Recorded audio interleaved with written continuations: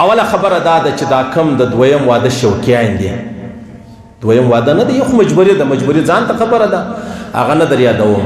یو مستی ده، سترګې پټې دي، روپۍ لري. زموږ چمن والا وایي چې روپۍ پاتېږي ښځه دې پاتې شي، عادت پر دواړو سترګو چې روپۍ پاتېږي ستا لور دې پاتې شي، لا که دې دغه روغ پرېږدم ستا لور دې پاتې شي، خدا نه خواسته چې بل څوک یې وکړي دی مړ شي هغه پر ځوانه ځواني باندې. صحیح سلو.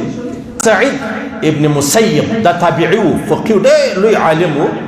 د ده یوه لور وه، لور یې د قرآن حافظه وه، عالمه وه. نو هغه وخت باچا هغه خلیفه عبدالملک د زوی دپاره مرکه ورته وکړه چې دا ستا لور ما ته راکړه، ده نه ورکوله. بیا باچا ډېر دبا ورباندې کښېښودو، نه یې درکوو. بله ورځ د ده یو شاګرد و د سعید، ابو وداع نومېدی. نو هغه څو ورځې سبقه کې نه معلومېدی، بیا څو اخبار راغلی، ولې نه معلومېدی؟ خیر خو به و. هغه ولې هسې کور والا مې مړه سوله، نو بیا بس په هغه اخته ولم. نو ول تا غږ ولې نه کوئ؟ یا به جنازې له درغلي وي یا فاتحې له درغلي، هغه مال حضرت تا ته ولې تکلیف در کوم. نو بیا ورته ویلې بل واده کول غواړې؟ ول ما ته څوک راکوي، زه غریب سړی یم، زه ملا سړی یم. ول چې ګر سره پیدا شي کوې؟ ول ولې نه کوم. سعید لاړی ابن مسیب رحمه الله کور ته، د خپلې لورې چې پوښتنه وکړه چې زوی هغه پلانی چې زما سره سبق ویلی دی، عالم دی، فقید دی، پوه دی، څنګه خوښه دی دا چې واده ورسره جوړ شي؟ هغه ویل بابا پر دواړو سترګو عالم دی، متقد دی، بزرګ دی.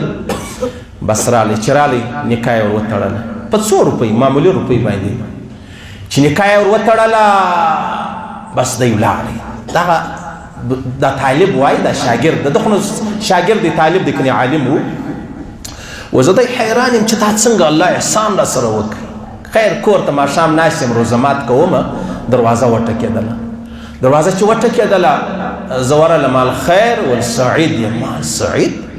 دروازه مې خلاصه کړه، زما استاذ ولاړ دی. مال حضرت خیر خیر، تا به ویلې وای زه به درغلی؟ نه نه نه دا خبره نه ده. ویلې ما ویلې یوازې کوروالا دې مړه سوله، نو مناسبه نه ده چې ته یوازې ژوند تېروې. دا د ده لور چې کومه ده هغه یې شاته ولاړه وله، هغه یې داسې په لاس ورکړه، ول دا ستا مبارک، سار یې نکاح تړلې ده، ولې یوازې مناسبه نه ده. بس ما کور ته کوروالا را دننه کړله، دروازه مې بنده کړه. کوروالا مې له ډېره شرم حیا ګزاره سوله. زما مور ژوندۍ وه،